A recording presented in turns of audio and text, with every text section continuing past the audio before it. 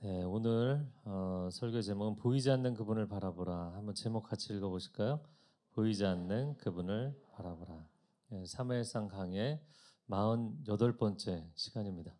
제가 이제 사무엘상 강해가 이제 얼마 안 남은 것 같아서 31장까지 진도를 이렇게 쭉 나눠봤더니 딱 60부작 될 것 같습니다. 60회. 그래서 내년 아마 봄 되기 전에 끝날 것 같아요. 자, 오늘 내용은 다윗이 엔게디 광야에서 사울을 죽일 수 있는데 살려주는 이야기입니다. 오늘 본문의 1절 제가 읽어볼게요. 사울이 블레셋 사람을 쫓다가 돌아오매 어떤 사람이 그에게 말하여 이르되 보소서 다윗이 엔게디 광야에 있더이다 하니. 자, 사울이 블레셋과의 전쟁을 마친 이후에 돌아와서 국정을 돌보는 것이 아니라 바로 유다 광야로 또 달려갑니다. 다윗을 잡아야겠다는 일념 때문이죠. 왕이 제일 가는 사명이 무엇이겠어요? 밖으로는 국방을 강화하고 안으로는 민생 안정을 기하는 것이죠. 그런데 민생에 집중하기보다는 전혀 불필요한 비본질적인 일에 시간 낭비를 하고 국력 낭비를 하고 있습니다. 사울도 잘못이지만 주변에 있는 사람들도 잘못이에요. 어떤 사람이 밀고 했다. 이게 오늘 본문이 이야기를 하는데 이제는 어느 지역 사람 어떤 특정인도 아니고 불특정 다수가 이제 다윗을 왕에게 고발하기 시작한 것 같습니다.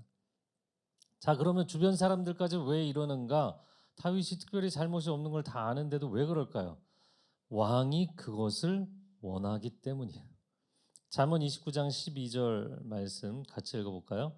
관원이 거짓말을 들으면 그의 하인들은 다 악하게 되느니라. 그래서 로마 속담에 그 왕의 그 신하들, 우리나라 말로도 그 부모의 그 자녀다 이런 얘기 하는 거예요.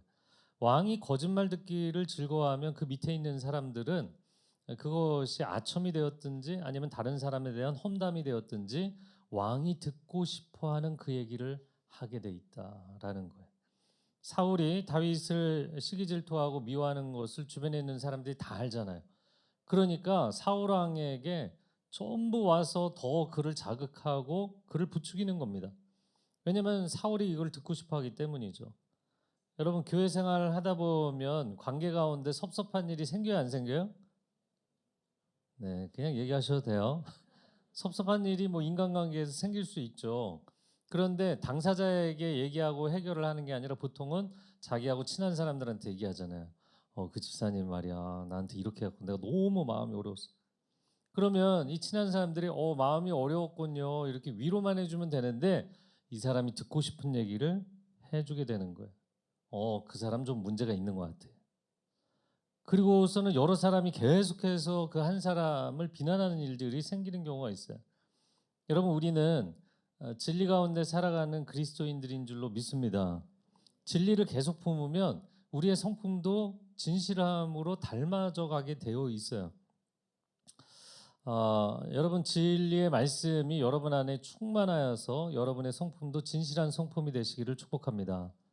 아멘. 네, 점심시간에 점심을 못 드셔서 기운이 없으신 것 같아요. 할렐루야. 네, 제가 이렇게 누구 얘기를 막 들으려고 하는 게 아니라 제가 귀가 밝고 또 이렇게 들으면 자꾸 묵상을 하게 됐어. 자매님들끼리 만나면 못 본 새 얼마 어떻게 그렇게 예뻐졌니? 10년은 젊어 보인다. 야.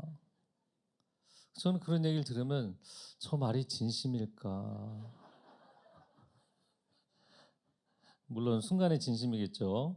자, 한국 사람들 어디 가면 사진 열심히 찍잖아요. 저도 사진 찍습니다. 근데 기록이 남을 정도 한두 장 찍어요. 그런데 이제 그러고 나서 사람들이 거기 있는 동안 막 몇십 장, 몇백 장 막 찍잖아요. 그러면 이렇게 보는 거예요. 왜 이렇게 열심히 찍을까? 그런데 이제 사진을 많이 찍는 분들한테 이렇게 물어보면 그 중에 한두 장 건지는 거예요. 남는 건 사진뿐입니다. 이런 얘기들을 하시거든요. 여러분 물론 사진 우리가 이제 굉장히 애착을 가질 수 있는데 여러분 그 상황에서 추억도 남길 수 있고 남는 게 꼭 사진뿐은 아니라는 거예요. 추억도 남길 수 있고 여운도 남길 수 있는 거예요. 우리는 어떻게 보이느냐, 무엇을 보느냐 이런 것에 굉장히 우리의 마음이 많이 기울어져 있다. 자, 오늘 본문의 말씀에 보소서, 저를 따라해 보세요. 보소서. 네, 보라라는 단어입니다. 영어로는 이제 behold라는 단어를 쓰는데 이것은 그냥 단순히 see 이게 보다 이런 뜻이 아니고 be는 완전이라는 접두어입니다. 그리고 hold라는 사로잡다. 완전히 뭐를 사로잡겠어요? 시선을 사로잡는 거예요. 그래서 사람은 그냥 객관적으로 보이는 것을 보면서 살아가는 것 같지만 사실은 내 마음에 보고 싶은 것, 내가 품고 있는 것이 보이게 되어 있더라고요. 저희 큰아들이 뭐 요즘 군대에서 훈련받고 있는데 저희 아내가 큰아들 임신했을 때 제가 깜짝 놀라게 됐어요. 지하철을 타고 가도 또 길거리에 가도 버스 정장에 가도 임산부가 세상에 이렇게 많은지 몰랐던 거예요. 그러니까 아내가 임신을 하고 있으니까 임산부들이 그렇게 많이 보이더라고요. 여러분 사람은 결국에는 자기가 관심 있는 게 보이는 거죠. 이번에 예배교회 컨퍼런스 참여하신 분들 정말 좋으셨죠? 네. 오셨던 분들이 어떤 점이 좋았는지 물어보니까 대부분 이 얘기를 하셨어요. 우리가 매주 이렇게 예배를 드리고 있어서 잘 인지하지 못하고 있었는데 우리가 정말 하나님께 집중하는 좋은 예배를 드리고 있는 것이었구나. 이것을 새삼 확인하게 됐습니다. 이런 얘기를 하시더라고요. 얼마나 감사합니까? 목회자도 또 예배팀도 회중들도 우리가 어떻게 보이느냐가 중요하지 않고 하나님을 우리가 바라보기를 원하고 하나님이 또 우리를 어떻게 바라보시는지가 중요한 예배. 할렐루야. 네, 그래서 왜 이렇게 조명을 캄캄하게 했냐 이렇게 물어보시는 분들이 계시는데 여러분 하나님만 집중하고 또 하나님의 임재하심을 체험하는 예배가 되시기를 축복합니다. 신앙생활은 보이지 않는 그분을 바라보는 것입니다. 그래서 히브리서 11장 1절에 믿음을 이렇게 정의했습니다. 같이 읽어볼까요? 믿음은 바라는 것들의 실상이요 보이지 않는 것들의 증거입니다. 그래서 우리의 눈이 열려서 하나님의 세계가 보이기를 바라고 말씀의 세계가 보이기를 축복합니다. 또한 여러분이 기도할 때 하나님의 음성을 듣는 기도의 응답의 역사가 있기를 축복합니다. 또 실제 삶을 살아갈 때도 성령님의 인도하심에 손길이 느껴지는 삶이 될 수 있기를 축복합니다. 네, 우리는 그렇게 보이지 않는 하나님과의 교제, 하나님과의 동행의 삶을 살아가는 것이죠. 자, 그러나 세상 사람들은 사울처럼 신기루에 불과한데 그걸 포기하지 못하는 게 있는 거예요. 내가 갈망하는 것, 내가 집착하는 것, 이것만 되면 참 내 인생이 좋을 것 같다는 것. 이제 그것을 위해서 혼신의 힘을 다해 쫓아가다가 결국에는 기진하고 번아웃되는 경우들이 참 많은 것 같아요. 그렇게 내가 집착하고 있는 것이 내게 득이 되는 것이 아니라 독이 된다는 것을 빨리 깨달을 필요가 있습니다. 그래서 현대인들은 중독 증상에 굉장히 많이 빠져 있잖아요. 중독이라는 것은 특정 물질이나 감정이나 행위에 병적으로 빠져 있는 거예요. 그러니까 내가 이거를 마음대로 조절이 안 돼요.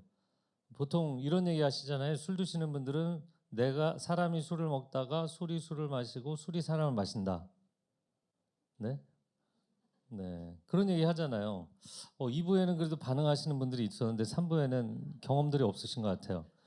어, 여러분 사람이 물질을 소유하지만 물질이 물질을 부르고 물질이 나중에는 사람을 소유하게 되는 내가 그것을 소유하고 컨트롤하는 게 아니라 그것에 지배를 당하는 그러한 역전현상에 빠지게 되는 것 이것이 중독입니다. 알코올 중독, 니코틴 중독, 마약 중독 같은 물질 중독, 머티리얼 어딕션이 있고 분노도 이게 너무나 빈번하고 습관성이면 분노 중독이에요. 우울증, 정반대로 너무 디프레션에 빠지는 거, 우울증, 시기심, 의존증 이런 감정 중독이 있죠. 또 성중독, 쇼핑 중독, 도박, 게임 중독 같은 행위 중독이 있습니다. 여러분 중독은 당장에는 나를 살아나게 하는 것 같은 거예요. 그래서 이 중독 증상이 있는 사람들은 그거를 생각만 해도 도박, 술, 오늘 저녁에 술 한 잔. 이 생각만 해도 전두엽의 쾌락 청추가 활성화된다는 거예요. 야, 내가 살아난다 이렇게 느끼는 거예요. 그러나 결국에는 자신을 죽이는 독이 되는 것이죠. 그것은 덫이고 그것은 함정인 것입니다. 그럼에도 불구하고 왜 사람들이 여기서 빠져나오지 못하는가? 사울이 거의 자신의 평생을 여기에 바치다가 인생을 허비하잖아요. 왜 사울은 다윗을 죽여야 된다는 강박과 집착에서 벗어나지 못했을까? 여러분, 만약에 사울 왕이 다윗을 제거했다면 그가 원하는 대로 마음의 평안이 임했을까요? 여러분, 세상의 실력자들은 어디선가 언제든지 또 나타날 수 있는 거잖아요. 인생은 산 넘어 산이고 인생은 시련 다음에 또 다른 시련이 오게 돼 있는 거잖아요. 이거 하나 해결한다고 해서 해결되지 않거든요. 여러분, 내 마음 가운데 내가 사업에 성공만 하면, 우리 자녀가 이번에 원하는 대학만 가면, 그러면 인생의 모든 목마름이 한 번에 해결이 되나요? 해결 안 되죠. 여러분, 사울의 인생에 정말 결정적으로 결핍되어 있는 단 한 가지, 그것은 하나님의 임재하심, the presence of God. 하나님의 임재하심의 문제였던 거예요. 우리가 일주일 동안 세상에서 여러 가지 것들을 추구하다가 이 주일에 예배에 나오는 이유가 무엇인가? 하나님의 임재하심에 있는 줄로 믿습니다. 왜냐하면 우리 영혼은 세상의 것으로 채워도 채워지지 않아요. 이 영혼의 빈 공간은 하나님의 임재하심으로만 채워지는 줄로 믿습니다. 그래서 여러분 평생에 하나님의 임재를 사모하는 예배자로 사시기를 축복합니다. 그래야만 그보다 못한 하위적인 가치들이 내 인생을 사로잡을 수 없고 중독시킬 수 없는 거예요. 할렐루야. 네. 제가 어느 날 알게 됐어요. 제가 어렸을 때 뭐 좋아하던 사탕, 캔디, 뭐 이렇게 달달한 거 애들 좋아하잖아요. 그런데 나이가 들어서는 그런 거 찾지 않게 되더라고요. 더 좋은 음식, 또 몸에 좋은 음식 이런 것들을 선호하게 되더라고요. 그런데 저희 아들들이 어렸을 때는 제 자동차에 제가 이제 가끔 잠이 깨려고 졸면서 운전하면 안 되니까 껌이나 사탕을 넣어놨는데 한 2주가 지나도 하나도 아빠가 안 먹은 걸 보고 깜짝 놀라는 거예요. 어떻게 아빠는 이걸 안 먹을 수가 있어? 여러분, 인생이 더 높은 더 좋은 테이스트를 맛보면 이전에 내가 즐기던 것들을 잊게 돼 있어요. 여러분에게 세상 즐거움, 세상 자랑, 세상의 유익들 이런 것들이 후순위가 돼야 됩니다. 아무리 얘기를 해도 하나님의 은혜의 맛, 하나님의 임재의 그 영광을 맛보지 못하면 그거 내려놓지 못하게 돼 있어요. 그러나 하나님의 은혜, 하나님의 진리의 말씀을 맛보면 여러분 세상으로부터 자유함을 얻게 되는 줄로 믿습니다. 이것이 중독에서 벗어나는 유일한 해법이에요. 다윗은 광야에서 아무것도 없는 결핍의 상태임에도 불구하고 늘 충만합니다. 그것은 하나님께서 그의 내면을 채워주시기 때문이에요. 그런데 정반대로 사울은 일국의 왕으로서 모든 권력과 인력과 자원을 다 누리고 있음에도 불구하고 늘 마음이 결핍 상태예요. 왜? 여러분, 이 모든 것을 가져도 하나님의 임재하심이 그 안에 없잖아요. 우리의 영혼은 돈으로, 성공으로, 명예로, 인기로 채워지지 않습니다. 물론 일시적으로는 채워지는 느낌이 있죠. 그러나 이런 것으로 채우려고 하면 할수록 더 영혼의 빈 공간은 커지게 돼 있어요. 그리고 그 다음에는 더 채우기 힘들어지는 거죠. 자, 오늘 본문에 이어지는 2절 말씀 같이 읽어보겠습니다. 시작. 택한 사람 3,000명을 거느리고 다윗과 그의 사람들을 찾으러 들염소 바위로 갈새. 지금 다윗이 1절 후반부에 엔게디 광야에 있다 이렇게 얘기를 했어요. 엔게디는 비가 없는 유대 광야에서 샘물이 솟는 오아시스 지역입니다. 그리고 여기에는 동굴이 많기 때문에 사람이 피신하기도 굉장히 안성맞춤인 좋은 곳이었어요. 사울 왕이 온 이스라엘에서 몇 사람을 뽑았다고요? 3,000명이나 뽑았다. 다윗 한 사람을 잡기 위해서 3,000명의 정예부대, 특수부대를 선발한 겁니다. 그리고는 다윗 사냥에 나섰어요. 근데 제가 이 장면을 보면서 이 사울과 다윗의 대조적인 면을 보게 됩니다. 여러분, 사울의 무력과 다윗의 무력이 있잖아요. 사울은 진짜 엄청난 그 무장한 병력을 데리고 나왔지만 갈수록 그는 무기력해집니다. 그런데 다윗은 아무런 힘이 없잖아요. 그는 무력하잖아요. 그럼에도 불구하고 하나님이 그를 강력하게 세우시는 줄로 믿습니다. 이것이 인생의 반전인 것이죠. 여러분, 이 가을이 깊어져 가는데 꼭 읽어보실 만한 한 권의 책을 소개해드리면 두려움 너머의 삶입니다.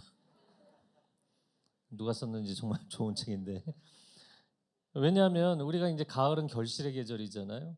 근데 결실을 얻고 싶은데 내가 원하는 결실이 없을 때 상실감을 느끼게 되겠어요. 그만큼 기대했던 만큼 실망하는 것이죠. 인생에 대한 중요한 통찰이 필요한 시점입니다.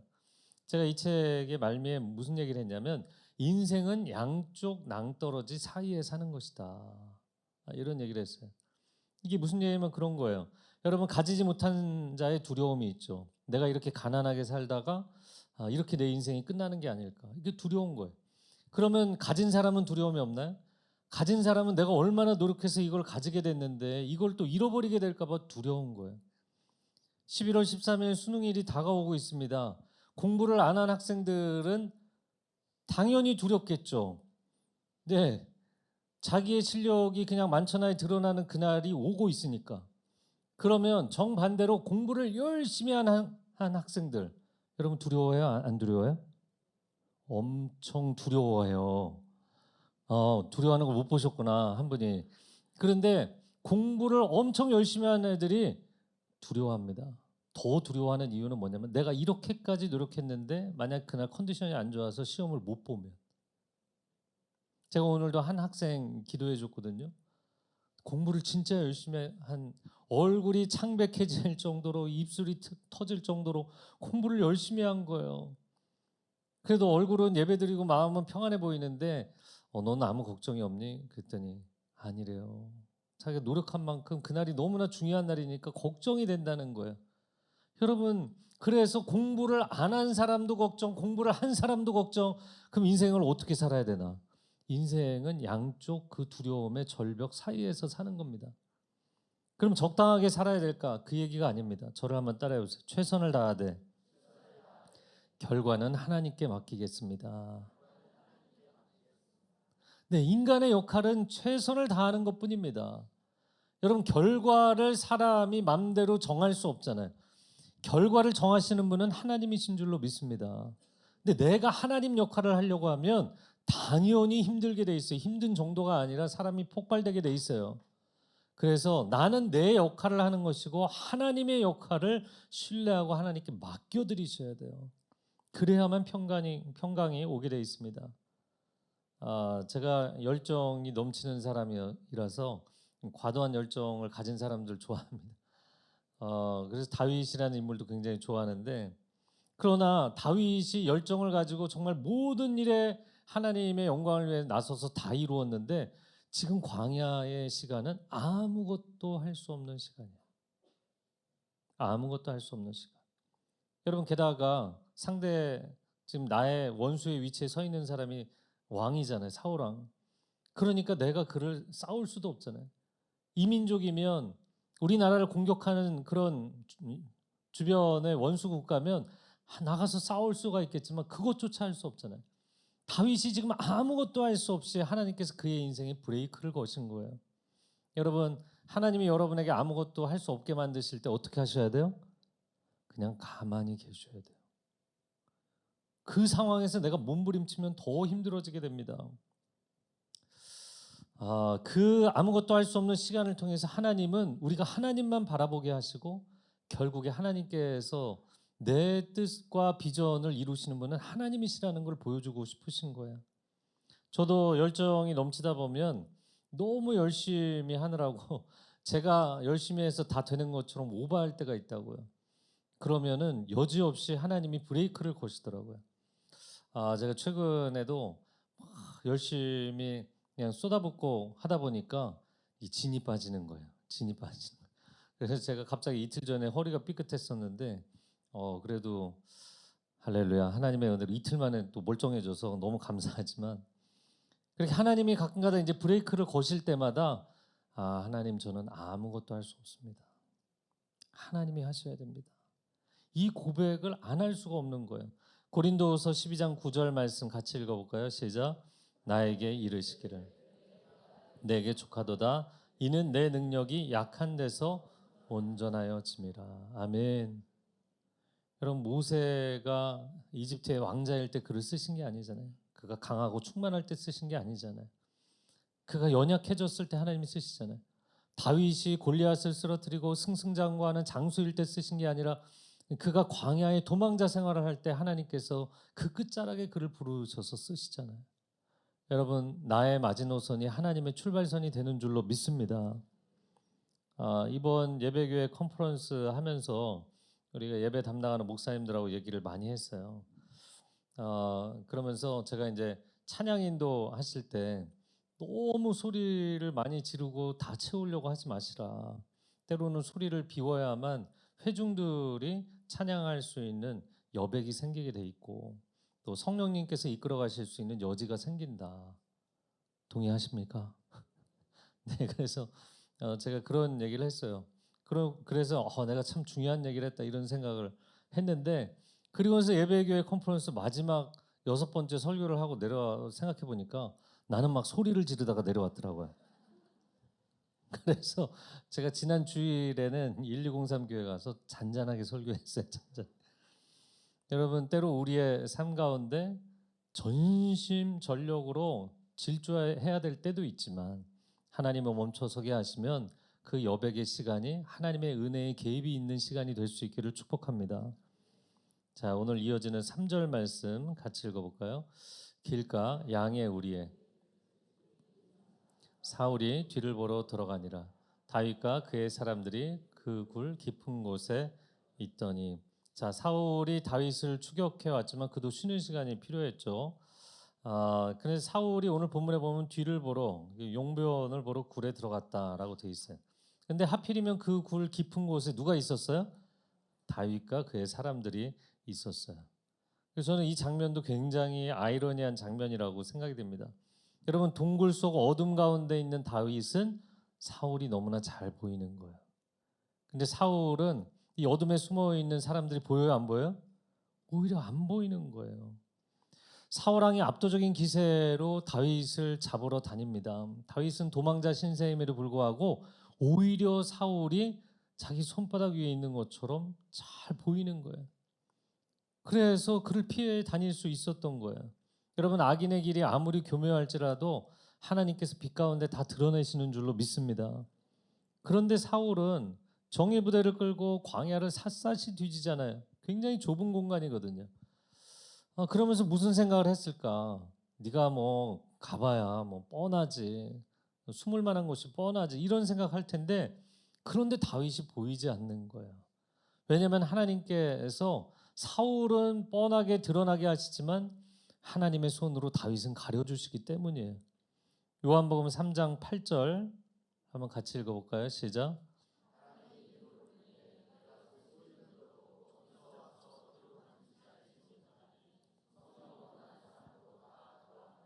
아멘.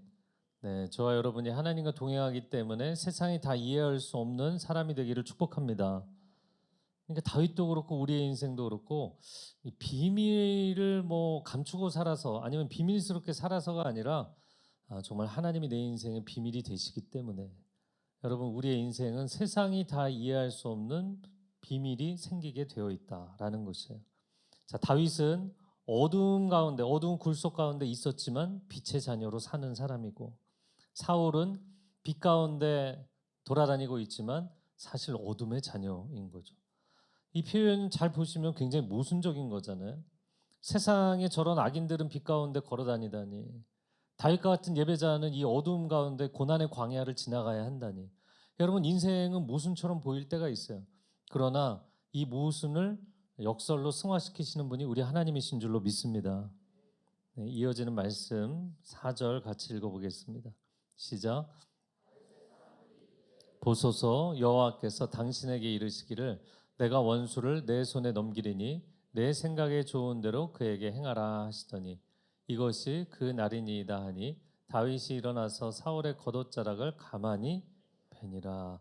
여러분, 이 사절을 잘 유의해서 보시면 어떤 사람이 사울에게 찾아가서 밀고 할 때와 똑같이 다윗의 사람들도 첫 번째 대사가 뭐였어요? 보소서. 저를 따라해 보세요. 보소서. 똑같은 대사입니다. 뭘 보라고 이야기를 했는가? 당신의 원수가 코앞에 놓여 있다. 절호의 기회다. 하나님이 그 원수를 죽이라고 기회를 주신 거다라는 거였어요. 여러분, 그러니까 다윗의 사람들도 다윗을 따라다니고는 있지만 사울하고 생각의 패턴이 똑같은 거예요. 사울도 다윗만 제거하면 이 생각하고 있죠. 그런데 다윗의 사람들도 사울만 제거하면 우리의 고생이 끝나고 사울만 제거하면 이 나라 이스라엘이 평안해질 텐데 이 생각을 하는 거예요. 여러분 정말 평안해질까요? 아니요. 칼을 쓰는 자는 또 다른 칼을 부르게 돼 있고 칼로 망하게 돼 있는 것이잖아요. 자, 그런데 그들의 속삭임에 다윗이 좀 흔들렸을까요? 조용히 다가가서 사울의 겉옷자락을 베었다 돼 있습니다. 제가 그래서 이 상상을 해본 거예요. 여러분 동굴 가보신 분들은 알겠지만 동굴 속이 소리가 굉장히 잘 울리잖아요. 그런데 어떻게 인기척도 없이 소리도 없이 다가가서 옷자락을 베었을까? 상상을 계속 해보니까 좀 무리한 상상을 했는지 모르지만 사울이 용변을 보느라 끙끙대느라고 그 소리에 묻혔나? 아니면 동굴 입구에 양 우리가 있었다고 돼 있잖아요. 그래서 양들이 그 동굴 입구에서 계속 울어댔나? 아니면 워낙에 다윗이 신출귀몰하는 사람이니까 그렇게 소리 없이 가서 배웠나? 자, 이어지는 그 다음 스토리 5절부터 7절 같이 읽겠습니다.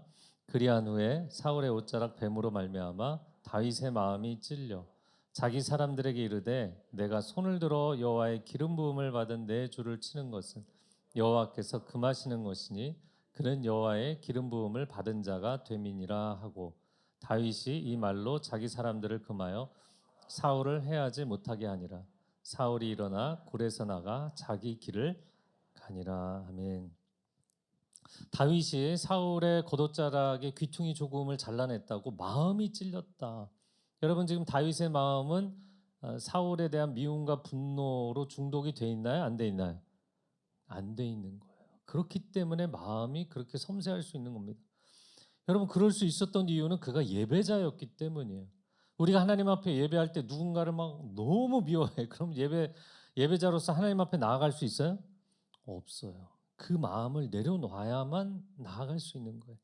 다윗의 영혼은 하나님의 임재하심 가운데 매우 섬세한 감수성을 유지할 수 있었습니다.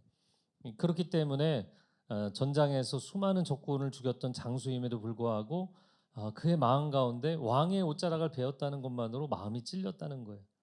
자, 그러면 다윗이 사울의 옷자락을 자른 뜻은 무엇이었을까요? 내가 당신을 죽일 수 있지만 죽이지 않았다라는 표식이죠. 당신을 죽일 수 없어서 놔주는 게 아니라 죽이지 않는 것이다 라는 것을 얘기하고 싶었어요. 저는 혼자 이런 상상을 해봅니다. 다윗이 당대의 무공이 최고의 실력을 갖춘 사람이었잖아요. 그러니까 다윗이 만약에 의도했다면 이미 사울은 제거했을 수 있었다고 생각이 돼요. 여러분 영화의 한 장면처럼 다윗이 뜻했다면 기브와 왕성에 몰래 깊은 밤 침입해서 침상에 누워있는 사울의 목에 칼을 겨눌 수 있는 사람. 장면이 상상이 안 되세요? 가끔 영화에 나오잖아요. 영화적 상상력. 영화를 안 보셨는데 아버지. 자객들이 이렇게 혼자 들어가잖아요. 이제 그런 장면이 충분히 연출될 수 있는 인물이었고 또 그가 군대를 일으켜서 만약에 반란을 모의했다면 충분히 그의 뜻을 이룰 수 있었던 사람입니다. 그럼에도 불구하고 그가 사울을 죽이지 않았어요. 그럼 왜 죽이지 않았는가가 오늘 6절에 나왔죠. 그는 하나님의 기름 부으신 사람이었기 때문이에요. 이 문장 한번 같이 읽어주시겠어요? 시작. 그는 하나님의 기름 부으신 사람이었기. 근데 이 문장까지 딱 써놓고 나서 보니까 여기서의 그는 두 사람이 다 해당이 되더라고요. 무슨 얘기인지 아시겠어요? 사울도 해당이 되지만 다윗도 해당이 되는 거잖아요. 나는 하나님의 기름 부음 받은 사람인데 하나님이 나와 함께 하시고 하나님 나를 도우시고 하나님 나를 세우실 텐데 왕은 자꾸 나를 죽이려고 하는 거예요. 그런데 그 왕도 여전히 하나님의 기름 부으신 사람이잖아요. 이게 갈등인 거예요. 그래서 역사에서는 한 하늘 아래 태양이 두 개일 수는 없다 이렇게 이야기를 합니다. 모순이라는 거죠. 근데 이 모순이지만 하나님께서 기름 부으신 사람 그 사람을 스텝다운 내려오게 하지 않으시고 그리고는 다윗에게 기름을 부으셨기 때문에 두 사람이 공존하는 시기가 있는 거잖아요. 이 긴장과 갈등의 시기. 여러분 이 시기를 살도록 하나님이 그렇게 만드신 거예요. 그렇다면 그 상황 그대로를 받아들여야 되는 겁니다. 비슷한 상황이 있다고 생각이 되는데 이런 겁니다. 하나님께서 창세기 22장에 아브라함에게 너의 독자 이삭 내 아들을 번제로 바쳐라 이렇게 말씀하시죠.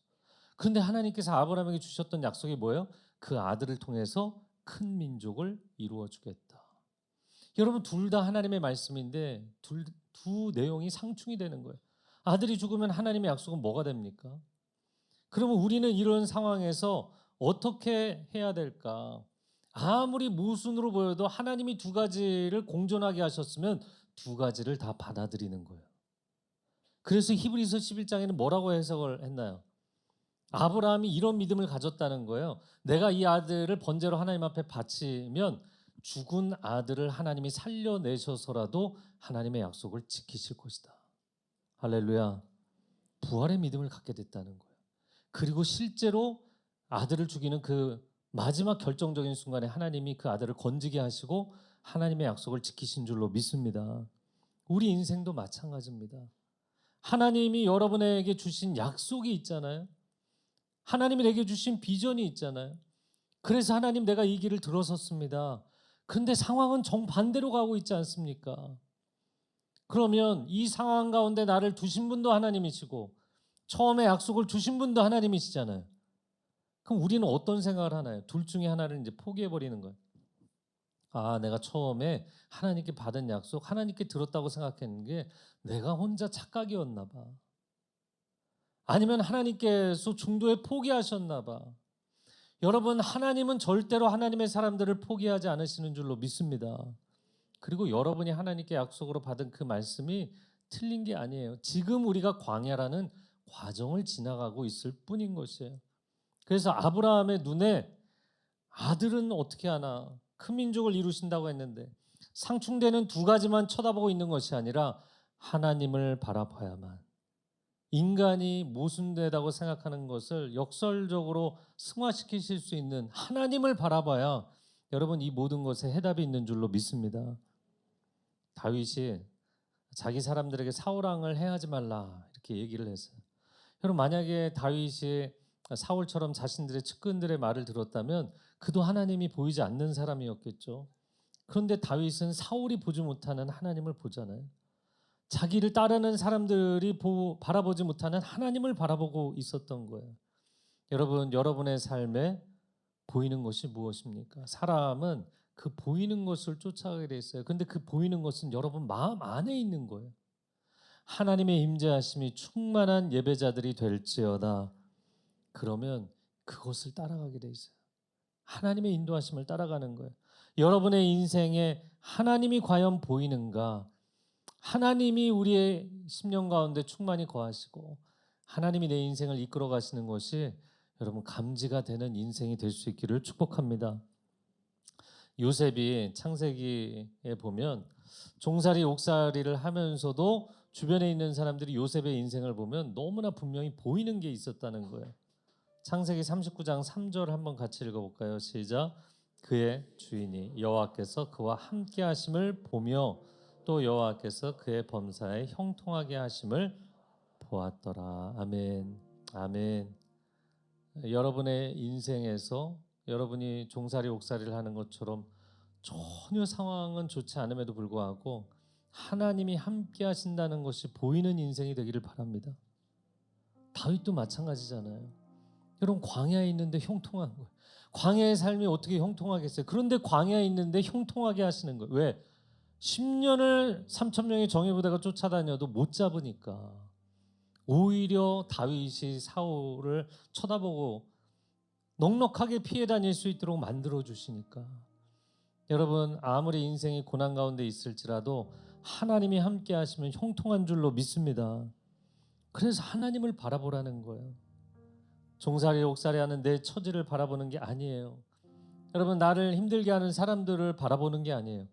이 모든 상황 가운데 뛰어넘게 하시는 하나님을 바라보는 거예요. 제가 어제 성경에서 보라 볼지어다 관련된 구절들을 좀 확인해 보려고 보라를 딱 치니까 성경에 494회나 나오더라고요. 별로 안 놀라시는데 다 볼 수도 없는 볼지어다는 34번.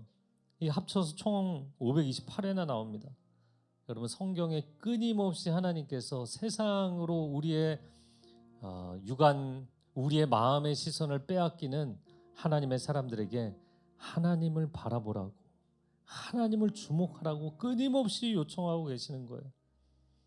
여러분 모세와 출애굽을 함께했던 그 백성들이 홍해 앞에 있을 때 뒤에서는 애굽의 전차부대가 쫓아오고 앞에는 큰 홍해 바다가 있잖아요. 여러분 그러면은 그 상황에서 백성들이 어디를 쳐다보겠어요? 바다 한번 쳐다봤다가 뒤쫓아오는 군대 쳐다봤다가 이것만 하고 있는 거예요. 그런데 바다를 쳐다보면 안 되고 바로와 전차부대를 쳐다보면 안 되고 하나님을 바라봐야 된다. 이 얘기를 하는 게 모세의 이야기입니다. 출애굽기 14장 13절 같이 읽어볼까요? 시작. 모세가 백성에게 이르되 너희는 두려워하지 말고 가만히 서서 여호와께서 오늘 너희를 위하여 행하시는 구원을 보라. 너희가 오늘 본 애굽 사람을 영원히 다시 보지 아니하리라. 아멘. 여러분 바다를 쳐다보거나 뒤쫓아오는 군대를 쳐다보는 것이 아니라 나를 구원하시는 하나님을 바라봐야 될 줄로 믿습니다. 이 막막한 광야 한가운데를 다윗이 쳐다보는 게 아니고, 그러면 사람 우울증 걸리고 무너질 수밖에 없어요. 나를 매일같이 쫓아오는 사울의 군대를 쳐다보는 것이 아니고 하나님을 바라보았기 때문에 다윗이 살아난 줄로 믿습니다. 어찌하여 우리의 마음의 시선을 빼앗기는가?